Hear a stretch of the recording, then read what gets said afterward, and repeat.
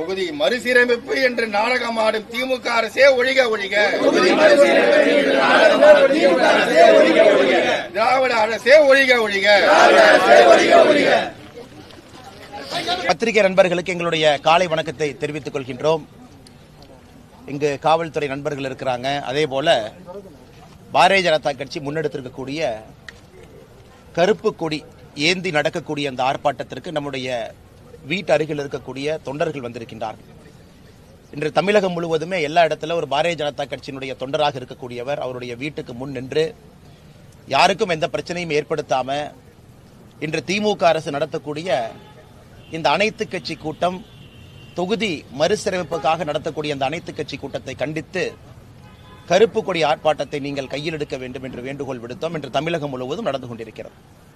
முதல்ல எதற்காக திமுக அரசு மாநில அரசை எதிர்த்து ஒரு பாரதிய ஜனதா கட்சியினுடைய தொண்டன் கருப்பு சட்டை அணிந்து கருப்பு கொடி ஆர்ப்பாட்டத்தை முன்னெடுக்கின்றான்? என்ன காரணம்? உங்களுக்கு தெரியும், தமிழகத்தை பொறுத்தவரை அண்டை மாநிலங்களோடு, குறிப்பாக பக்கத்து மாநிலங்களோடு பல பிரச்சனைகள் இருக்கக்கூடிய மாநிலம் நம்முடையது.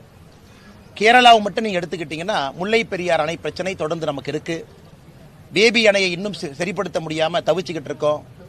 முல்லை பெரியார் அணையினுடைய நீர்மட்டத்தை உயர்த்த முடியாமல் தவித்துக் கொண்டிருக்கின்றோம். இதனால் லட்சக்கணக்கான விவசாய பெருமக்கள் ஒரு இடத்திலே பாதிக்கப்பட்டிருக்கின்றார்கள். மதுரை பகுதியிலிருந்து ஆரம்பிச்சீங்கன்னா முல்லை பெரியார் அணை பாசனம் முழுவதுமே. அதே போல தென்காசி பக்கம் போயிட்டீங்கன்னா செண்பகவல்லி அணை, அந்த திமுகவினுடைய தேர்தல் அறிக்கை 84 சொல்லியிருந்தாங்க, நாங்க ஆட்சிக்கு வந்தவுடன் செண்பகவல்லி அணையை சரிப்படுத்தி விடுவோம் என்று. அது இவங்க செய்யாதனால கிட்டத்தட்ட தென்காசி மாவட்டத்தில் மட்டுமே 2 லட்சத்திற்கு மேற்பட்ட விவசாய பெருமக்களுக்கு அங்க பிரச்சனை இருக்கு.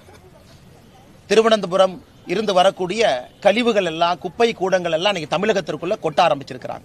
அது தென்காசியாக இருக்கட்டும், கோயம்புத்தூராக இருக்கட்டும், கேரளா பார்டரை ஒட்டி தமிழகத்திற்குள்ள அந்த கம்யூனிஸ்ட் ஆட்சி வந்த பிறகு கேரளத்துல தமிழகத்தை பொறுத்தவரை மருத்துவ கழிவுகள் இருந்து, மனித கழிவுகள் இருந்து, மிருக கழிவுகள் இருந்து எல்லா விதமான கழிவுகளும் இங்க கொட்டுறாங்க. இது ஒரு பக்கம். கர்நாடகாவை பொறுத்தவரை நீண்ட நாட்கள் பிரச்சனை இருக்கக்கூடியது காவேரி பிரச்சனை. குறிப்பாக இன்று மேகதாத்து அணையை கட்டியே தீருவேன் என்று கர்நாடகாவினுடைய துணை முதலமைச்சர் திரு DK சிவகுமார் அவர்கள் கிளம்பி இருக்கின்றார்கள். தமிழக அரசு இதுவரை மறுப்பு கூட சொல்லல. தமிழகத்தினுடைய முதலமைச்சர் இதுவரை எதிர்த்து கூட கேள்வி கேட்கல.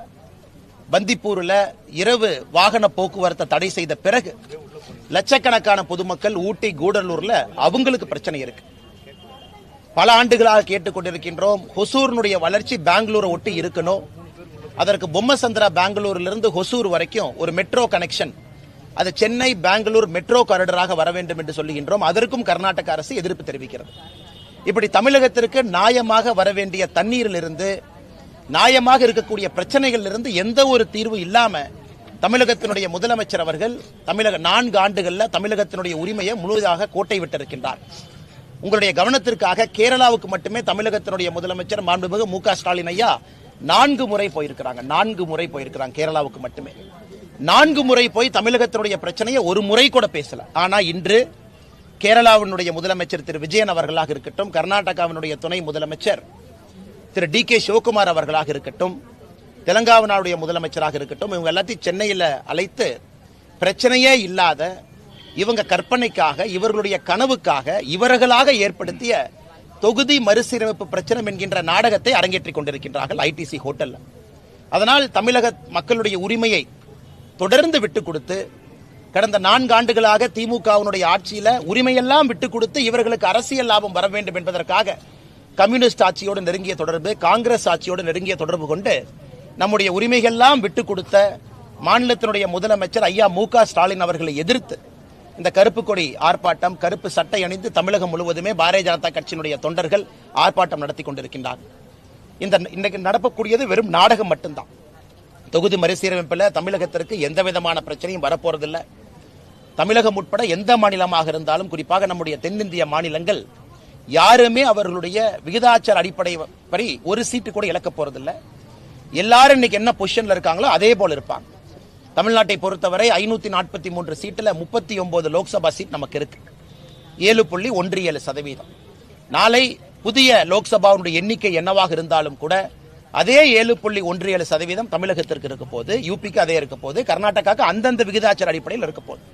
அப்படி இருக்கும் பொழுது இவர்களாக இவ்வளவு பிரச்சனை இருக்கும் பொழுது அதையெல்லாம் மறைத்துவிட்டு மறந்துவிட்டு ஒரு தொகுதி மறுசீரமைப்பு நாடகம் என்பதை நடத்தி கொண்டிருக்கின்றார்கள். இதையும் கண்டித்து பாரதிய ஜனதா கட்சியினுடைய தொண்டர்கள் தமிழகம் முழுவதுமே கருப்பு கொடி ஏந்தி கருப்பு உடை அணிந்து ஆர்ப்பாட்டம் நடத்தி கொண்டிருக்கின்றார்கள்.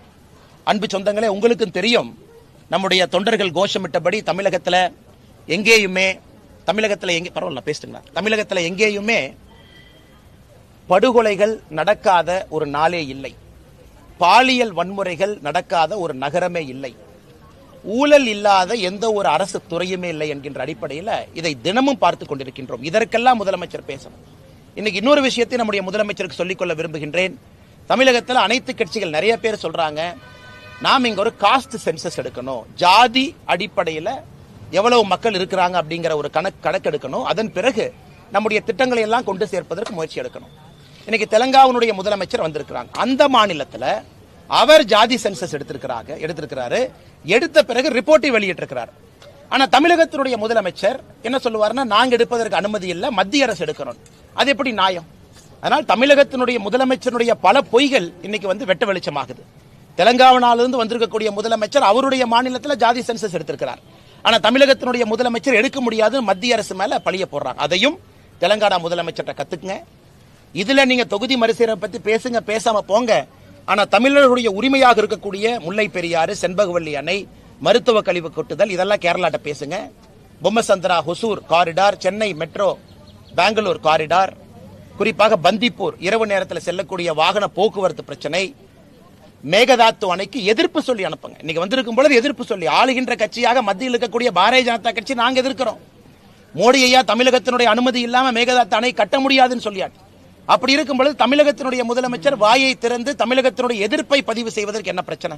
இதையெல்லாம் முதலமைச்சர் அவர்கள் என்று செய்ய வேண்டும் என்று இந்த நேரத்தில் நாங்கள் வேண்டுகோள் விடுக்கிறோம்.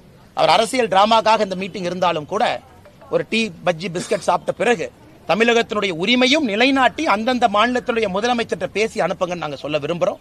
அதை தாண்டி வந்திருக்கக்கூடிய பத்திரிகை நண்பர்கள் இந்த கடுமையான வெயில் நின்று கொண்டிருக்கின்றீர்கள், உங்களுக்கு நன்றியை தெரிவித்துக் கொள்வதோடு கேள்விகள் இருந்தால் கேளுங்கன்னா பதில் சொல்றோம். இப்படி வர்றங்கண்ணா. வணக்கம். ரெண்டு விஷயத்தை பிரதானமா முன்வைக்கிறீங்க. ஒண்ணு கேரளாவில் இருக்கக்கூடிய அணை விவகாரம், அதே போல கர்நாடகாவில் இருக்கக்கூடிய அந்த நீர் பஞ்சத்து தொடர்பான விவகாரத்தை முன்வைக்கிறீங்க. இதை மத்திய அரசு செய்யறதே மத்திய அரசு தானே, அதை செய்யாம திரும்பியும் மாநில அரசுகிட்டே நம்ம அதை சொன்னா என்ன நியாயம்? ஆனா மத்திய அரசுக்கு இதுல எங்கேயுமே பொறுப்பு இல்லைங்கன்னா. மத்திய அரசை பொறுத்த வரைக்கும் 2018 காவிரி ட்ரிபியூனல் அமைத்த பிறகு சகோதரருக்கு தெரியும், மிக தெளிவாக பாராளுமன்றத்தில் நாம் சொல்லிவிட்டோம், மேகதாத்து அணை தமிழகம், புதுச்சேரி, கேரளா இந்த 3 மாநிலத்தினுடைய அனுமதி இல்லாம எங்கே நீர் உற்பத்தியாகி வருகிறதோ அந்த மாநிலம், குறிப்பாக கர்நாடகா மாநிலம், அங்கே அணை கட்டுவதற்கு அனுமதி இல்லை என்று சொல்லிய பிறகு டி.கே. சிவக்குமார் அவருடைய பேச்சை இங்கே சுட்டிக்காட்ட விரும்புகின்றேன். யார் அனுமதி கொடுத்தாலும் கொடுக்காவிட்டாலும் தமிழகத்தினுடைய அனுமதி எப்பொழுதும் தேவையில்லை, அணை கட்டியே தீருவேன் அப்படின்னு டி.கே. சிவக்குமார் சொன்னார். மத்திய அரசு என்ன சொல்லுச்சு, நீ அணை கட்டணுமா எல்லா மாநிலத்தையும் கலந்து பேசு, அதுல யாராச்சும் ஒருத்தர் அப்ஜெக்ட் பண்ணா கூட அணை கட்ட முடியாது என்று தெளிவாக சொன்ன பிறகு டி.கே. சிவக்குமார் அவர்கள் இதை அரசியல் பிரச்சனையாக இதற்கு எடுத்த பிறகு நான் சொல்வது, தமிழகத்தினுடைய முதலமைச்சர் இதை எதிர்த்து ஒரு குரல் கொடுத்தாரா? இன்னைக்கு டி.கே. சிவக்குமார் சித்தராமையா அவர்களை அழைப்பதற்காக பெங்களூருக்கு இங்கிருந்து மந்திரி அனுப்புறாங்க. போன மந்திரிகள் 39 எம்பிக்கள் இருக்கிறாங்க. யாராச்சும் போய் பெங்களூருக்கு போய் சித்தராமையா அவர்களை சந்திச்சு, சிவக்குமார் அவர்களை சந்திச்சு தமிழகத்தினுடைய எதிர்ப்பை பதிவு செஞ்சாங்களா? எங்கேயுமே பதிவு செய்யல. எல்லா இடத்திலும் உரிமை விட்டு கொடுத்திருக்காங்க. கேரளாவை பொறுத்தவரை செண்பகவல்லி அணை, அது உங்களுக்கு தெரியும், 1953, 73 பல காலகட்டத்தில் பிரச்சனை வந்த பொழுது கர்மவீரர் காமராஜர் ஐயா முதல் பிரச்சனையை தீர்த்தாங்க.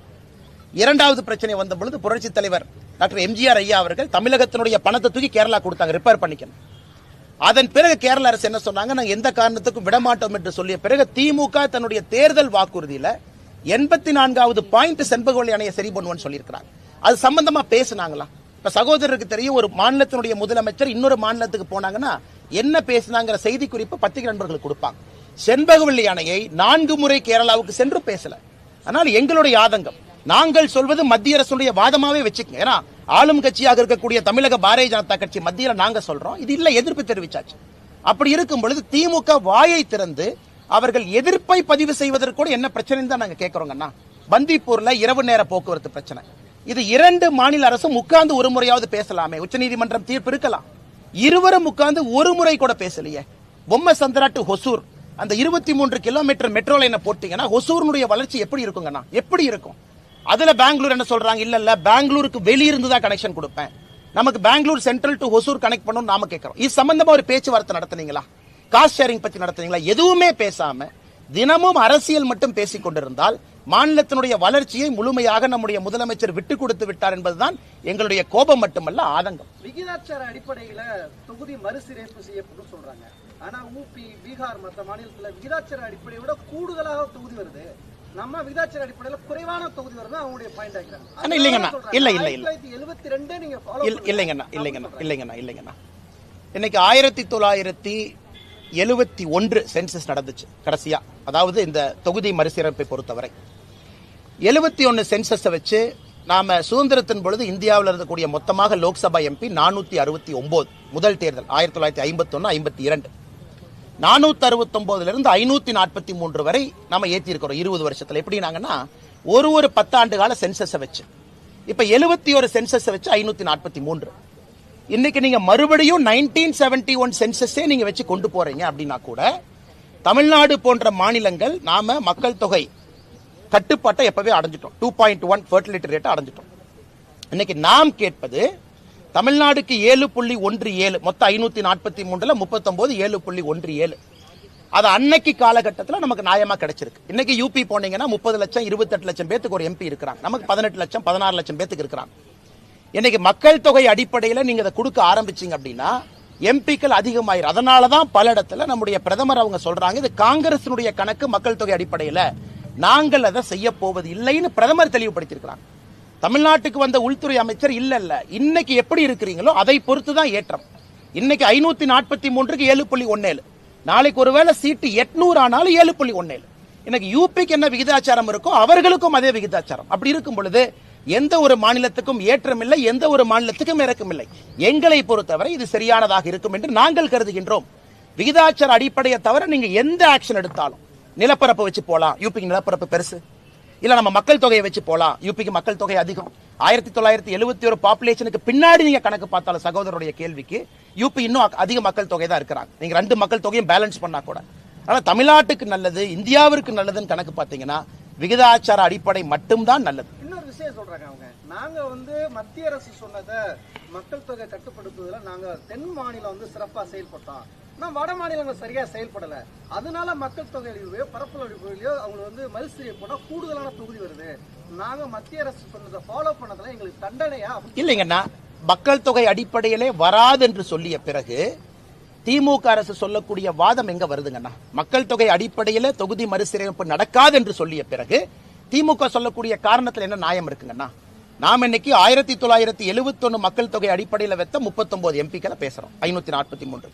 அதே விகிதாச்சார அடிப்படையில் உயர்வு இருக்கும் என்று சொல்லும் பொழுது திமுக சொல்லுகின்ற அந்த காரணமே தவறு தானே. இன்னைக்கு திமுக இங்கெல்லாம் கூப்பிட்டு பேசுறாங்க. எத்தனை, குறிப்பாக மம்தா பானர்ஜி அவர்கள் இந்த கூட்டத்தை புறக்கணிச்சிருக்கிறாங்க. நான் வரமாட்டேன், எனக்கு இதை விட இன்னொரு பிரச்சனையா பேசிக் கொண்டிருக்கும் பொழுது என்னுடைய கவனம் இங்கே திசை திருப்ப விட மாட்டேன் என்று ஆம் ஆத்மி கட்சி வந்திருக்கிறாங்க. இதே திமுக வடக்கில் இருக்கக்கூடிய இந்தியர்களை எத்தனை முறை தவறா பேசியிருக்கிறாங்க. அதையெல்லாம் வந்திருக்கக்கூடியவர்கள் கேட்டுட்டு போவாங்களா? பஞ்சாபினுடைய முதலமைச்சர் கேட்டுட்டு போகணும், ஆம் ஆத்மி கட்சியினுடைய தலைவர் கேட்டுட்டு போகணும், அவங்கள வந்திருக்கிறாங்க கேட்டுட்டு போகணும். அதனால் இவர்கள் இன்னைக்கு ஒன்று நாளைக்கு ஒன்று, ஏன் நேற்று முன்தினம் கூட ஒரு அமைச்சர் பன்னிக்குட்டி போடுற மாதிரி வட இந்தியாவில் பன்னிக்குட்டி போடுற மாதிரி போடுறாங்கிறாங்க. இதெல்லாம் ஒரு நியாயமா? இதெல்லாம் தமிழகத்தினுடைய மக்களுடைய வெளிப்பாடா இது போன்ற பேச்சுக்கள் எல்லாம்? அதனால் வெறும் ஏமாற்று வேலை, பித்தலாட்டு வேலை மட்டும் செய்து இந்த நாடகத்தை திராவிட முன்னேற்ற கழகம் இன்று அரங்கேற்றிக் கொண்டிருக்கின்றார். 1000 கோடி ரூபாய் ஊழல் சொல்லி மதுபான கடைகள் முன்பாக போராட்டத்தை நடத்திருக்கீங்க. ஈடில ஒரு குறிப்பிட்ட ஒரு அறிக்கையை குறிப்பிடுறாங்க, எந்த இடத்துல ஊழல் நடந்தது, அப்படி ஊழல் நடந்தா கைது செய்ய வேண்டியது ஒரு குற்றச்சாட்டு நிச்சயமா கைது செய்யத்தாங்க போறாங்க. நீங்க பாருங்க, 2G கேஸ்ல முதல் நாளே கைது பண்ணாங்களா? 2G கேஸ்ல எல்லா வீட்லயும் ரைடு பண்ணோடனே கனிமொழி அக்கா அப்படியே வேன் ஜீப்பை திறந்து அக்கா உள்ள உட்காருங்க திகாரி ஜெயிலுக்கு வண்டியை விடுறான்னு சொன்னாங்களா? எந்த ஒரு வழக்குமே எந்த ஒரு ரைடுமே அன்னைக்கே கைது பண்ண மாட்டாங்க. ஆனால் யாரும் பண்ண மாட்டாங்க. அது இன்னும் அப்பீல் இருக்குன்னு, அது இப்ப அப்பீல் இருக்கு. ஒருவேளை கனிமொழி அக்கா வெளியே வந்துட்டீங்க நீங்க சொன்னா கூட அது இன்னைக்கு அப்பீல்ல ஃபாஸ்ட் ட்ராக் கோர்ட்ல சிபிஐ கோர்ட்ல போயிட்டு இருக்கு. அதனால இன்னைக்கு திமுக நீங்க ரைடு பண்ணீங்க, நைட்டை ஏன் கைது பண்ணல, அப்ப நாங்க குற்றவாளிகள் இல்லை என்கின்ற வாதத்தை ஏற்றுக்கொள்ள முடியாது. ஒரு ரைடு பண்ணதுக்கு அப்புறம் இன்ஃபர்மேஷன் எடுக்கிறாங்க, டாக்குமெண்ட் எடுக்கிறாங்க, செக் பண்ண போறாங்க, தொடர்ந்து நடக்க போகுது. செந்தில் பாலாஜியினுடைய அவர்களுடைய கைதன ஒரே நாள்ல நடந்துச்சா? ரைடு எப்ப நடந்துச்சு? அதனால் நிச்சயமாக யாராவது திமுக அது போல பகல் கனவு கண்டுட்டு இல்ல நம்ம ஊழல் பண்ணிட்டோம் தப்பிச்சுக்கிட்டோம் யார் நினைத்தாலும் கூட ஈடி விடக்கூடாது என்பது எங்களுடைய கோரிக்கை. ஈடி போன்ற ஒரு அமைப்புகள் யார் ஊழல் செஞ்சிருக்கிறாங்களோ பிடிச்சி உள்ள வைக்கணும்.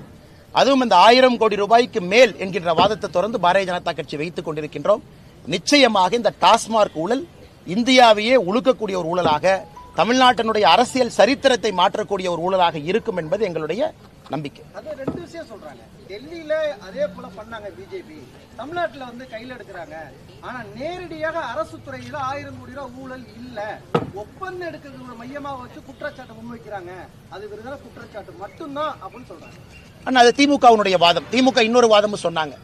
இன்னைக்கு இடி நடவடிக்கை எடுத்திருப்பதெல்லாம் பாத்தீங்கன்னா எங்களுடைய காலத்துல போட்ட எந்த எஃப்ஐஆர் இல்ல.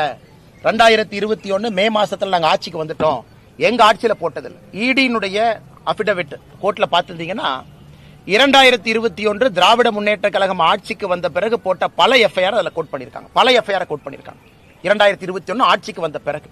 அதையே திமுக மறைத்து எங்களுக்கும் அதற்கும் தொடர்பு இல்லைங்கிறாங்க. செகண்ட், இன்னைக்கு தமிழகத்துல எல்லாரும் பேசக்கூடிய ஒரு விஷயம், 10 ரூபா 20 ரூபா ஒரு குவார்டர் பாண்டுக்கு எக்ஸ்ட்ரா வாங்குறாங்க.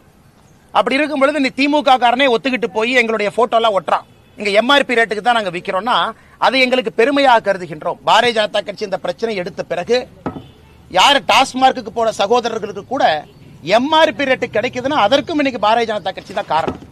அது மட்டும் இல்ல, தொடர்ந்து பேசக்கூடிய எல்லா விஷயங்களுமே ஜெகத் ரட்சகன் அவங்க 2019 அக்காட் அவங்க வீட்டுல நடந்த ரைடு, நான் சொல்ல அக்காட பத்தி, அன்னைக்கே 1000 கோடி ரூபாய் என்று இன்கம் டாக்ஸ் சொன்னாங்க. அவருடைய சாராய ஆலையில வரி ஏய்ப்பு நடந்திருப்பது. அதனால் தொடர்ச்சியா நீங்க பாத்தீங்கன்னா திமுக இன்னைக்கு சொல்லலாம், நாளைக்கு சொல்லலாம். இடியும் இங்க தான் இருக்க போது, திமுகவும் இங்க தான் இருக்க போது, நீங்கள் இங்க இருக்க போறீங்க, நான் இங்க தான் இருக்க போறேன். அதனால் நிச்சயமாக வருகின்ற காலத்துல இந்த ஊழலினுடைய பரிணாமத்தை நீங்கள்